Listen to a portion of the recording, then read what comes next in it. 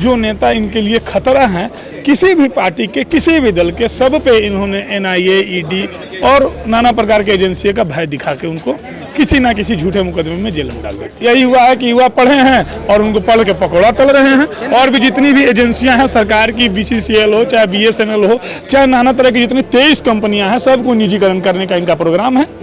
देश का विकास और कल्याण कैसा होगा? आप बताइए, कच्चा तेल जब सस्ता था तब भी आप उसी तरह बेच रहे हैं, और जब कच्चा तेल उस स्थिति में तभी बेच रहे हैं। महंगाई तो चरम सीमा पे है। मिडिल क्लास करेगा क्या, ये आप बताइए। कांग्रेस की सरकार थी, आप नहीं थे। आप उसी सरकार का जो क्रियाकलाप है उसमें सिर्फ फीता कटवा प्रधानमंत्री आप बन कर आ गए। नहीं, आप फीता कटवा प्रधानमंत्री हैं, झूठा प्रधानमंत्री हैं, देश का विनाशक प्रधानमंत्री हैं। ऐसा प्रधानमंत्री आज के भारत के इतिहास में आज तक नहीं हुआ।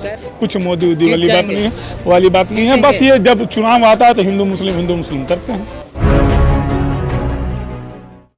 इसमें यह निर्णय लिया गया कि केंद्र की सरकार जो बदले की भावना से, आप महाराष्ट्र में देख लीजिए जहां हमारी सरकार है, चाहे झारखंड में देख लीजिए जहां हमारे पूर्व मंत्री राजा पीटर हैं, वहां पे उन्होंने NIA, ED, CBI, बहुत तरह के ऐसे जो सरकारी एजेंसियां जो सरकारी तोते हैं, उनका दुरुपयोग करके जितनी भी जगह सरकार है, केंद्र शासित सरकार जहां जहां है, केंद्र की सरकार, भाजपा की सरकार, वहाँ एक बदले की भावना से जो नेता वहाँ पर उभर रहे हैं, जो नेता इनके लिए खतरा हैं, किसी भी पार्टी के किसी भी दल के, सब पे इन्होंने NIA, ED और नाना प्रकार के एजेंसियों का भय दिखा के उनको किसी ना किसी झूठे मुकदमे में जेल में डाल देती है। डर दिखा रहे हैं या कह रहे हैं अपराधियों को सजा मिल रही है? नहीं, ये डर दिखा रही है, इनका डर है कि अगर वो ऐसे नेता अगर बाहर रह जाएंगे, वैसे नेता अगर बाहर रह जाएंगे तो इनकी जो झूठ सच की जो कथाकथित जो सरकार जो चल रही है, ये सब खत्म हो जाएगी, कुछ नहीं बचेगा। झूठे हैं मोदी जी, एकदम झूठे हैं।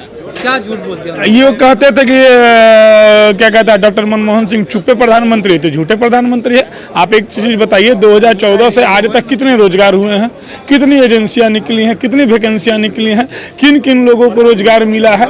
यही हुआ है कि युवा पढ़े हैं और उनको पढ़ के पकौड़ा तल रहे हैं। और भी जितनी भी एजेंसियां हैं सरकार की, BCCL हो चाहे BSNL हो चाहे नाना तरह की जितनी 23 कंपनियां हैं, सबको निजीकरण करने का इनका प्रोग्राम है। इस प्राइवेटाइजेशन के जरिए देश का विकास और कल्याण करना चाह रहे हैं। देश का विकास और कल्याण कैसा होगा? आप बताइए, कच्चा तेल जब सस्ता था तब भी आप उसी तरह बेच रहे हैं, और जब कच्चा तेल उस स्थिति में तभी बेच रहे हैं। महंगाई तो चरम सीमा पे है। मिडिल क्लास करेगा क्या, ये आप बताइए। रशिया यूक्रेन का युद्ध चल रहा है, आपको नहीं पता? रशिया यूक्रेन का युद्ध कब चालू हुआ, ये आप मेरे को बताइए, कब चालू हुआ? अभी चालू हुआ ना। महंगाई कब बढ़ी है? महंगाई कब बढ़ी है?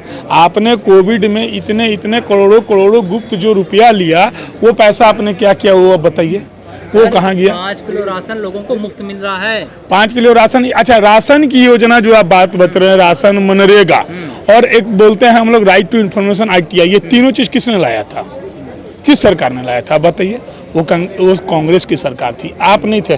आप उसी सरकार का जो क्रियाकलाप है उसमें सिर्फ फीता कटवा प्रधानमंत्री आप बन कर आ गए। मोदी जी कह रहे थे ये मनरेगा था, ये तो नहीं, आप फीता कटवा प्रधानमंत्री हैं, झूठा प्रधानमंत्री हैं, देश का विनाशक प्रधानमंत्री हैं। ऐसा प्रधानमंत्री आज के भारत के इतिहास में आज तक नहीं हुआ। कह रहे हैं ये तो कांग्रेस का सबसे खराब प्रोग्राम था, उन्होंने गड्ढा खोदने में लगा दिया देश को। गड्ढा खोदने में लगा दिया देश को। आपने क्या किया? आपके समय में झारखंड में चले जाइए, अभी गर्मी चालू नहीं हुई है और 13 mm पानी वहाँ घट चुका है। 13% पानी नहीं है पूरे झारखंड में। आप क्यों नहीं डोभा बना रहे हैं? आप क्यों नहीं मनरेगा का इस्तेमाल कर रहे हैं? आप तो बड़े बड़े मशीन ला के मजदूरों को और नपंगू बना रहे हैं। मजदूर नपंगू बन रहे हैं, बड़े बड़े मशीन आ रहे हैं, 10 मिनट में गड्ढा खोद दे रहे हैं। आखिर मजदूर कहाँ गया? गारंटी योजना कहाँ गई आपकी? कैसे लड़ेंगे ऐसी ताकत? बस लड़ेंगे और ये खत्म हो जाएंगे। झूठा प्रधानमंत्री है, धीरे धीरे सब कोई जान गया और सब समाप्त हो जाएगा। देश भर में जब ये नारे लग रहे हो, मोदी है तो मुमकिन है, मोदी है तो ये एक सोची समझी साजिश है और ये कुछ नहीं है।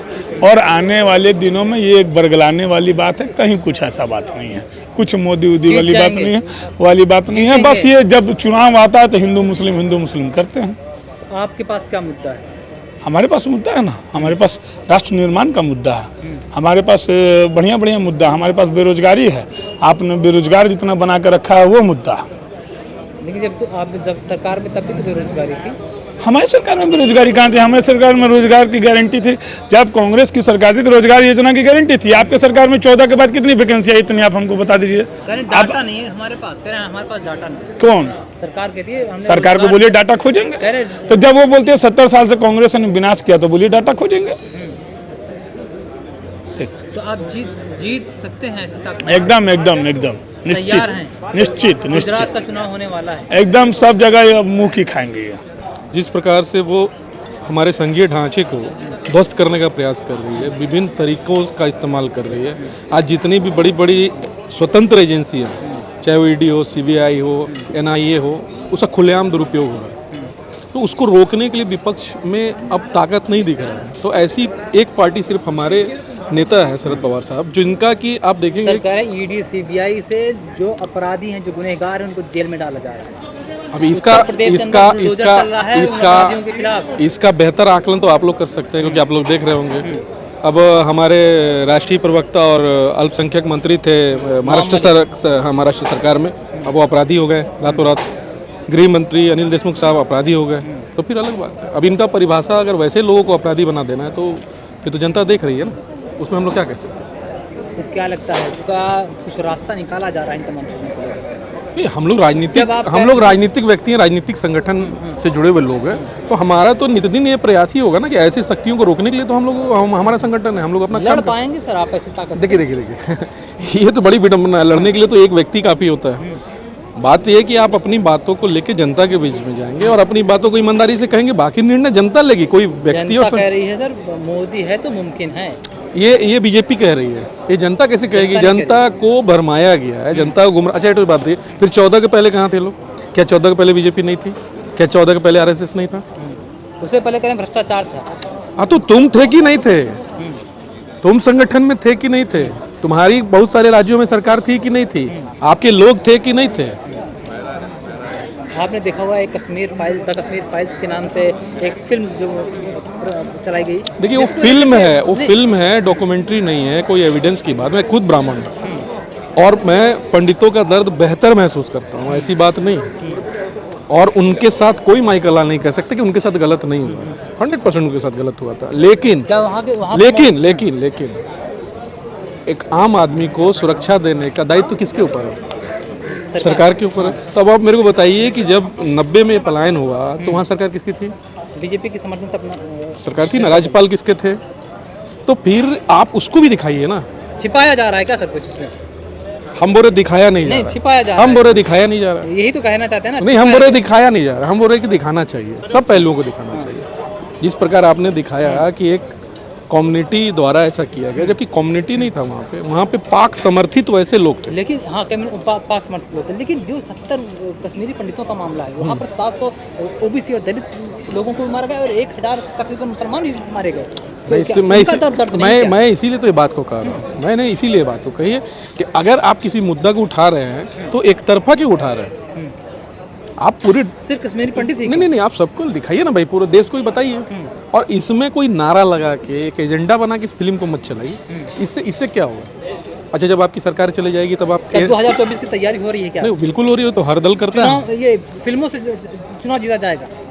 देखिए फिल्म एक बहुत बड़ा माध्यम होता है। कोई बात आपको सुनाई जाए और कोई चीज़ आपको दिखाई जाए, आप देखेंगे कि सुने वाले चीज़ को आदमी भूल जाता है, देखे वाले चीज़ को आदमी नहीं भूल पाता है जल्दी। इसीलिए ये प्रयास किया जा रहा है कि उसको ऐसी नफरत भरी चीज़ें अब दिखाई जाए ताकि उसको वोट देते समय याद रहे। हाँ, याद रहे। तो आप भी कुछ सच्चाई दिखाने की कोशिश करिए भाई, ये गलत है। देखिए आप जरूरी थोड़ी कि वो जो कर रहा है उसको हमको करना है। हमारी अपनी स्ट्रेटेजी है, हमारी अपनी स्ट्रेटेजी। कार्ड क्या है उस चीज़ का? नहीं, कार्ड बिल्कुल है। आप एक तो चीज़ बताइए कि हर व्यक्ति हिंदुस्तान का शांति और सेकुलरिज्म चाहता है। नहीं सर, कुछ तो हिंदू राष्ट्र भी चाहते हैं। अच्छा हिंदू क्या होता है? हिंदू वर्ड ही अपने आप में सेकुलर। क्या भगवान राम सेकुलर नहीं थे? आप अगर रामायण को ध्यान से पढ़िएगा, रामायण को ध्यान से देखिएगा, दलित हिंदू राम मानते ही नहीं। ये आप जानते हैं ना, ये आप जानते हैं ना, ये आप कुछ तथाकथित लोग को पूछिए कि रामायण में सबरी माता का जो जूठा बैर खाया वो किस समाज से आती थी? खुद उनके आर्य सुमन जो महामंत्री थे वो किस समाज से आते थे? जहाँ पे लौ कुश का जन्म हुआ वाल्मीकि जी किस समाज से थे?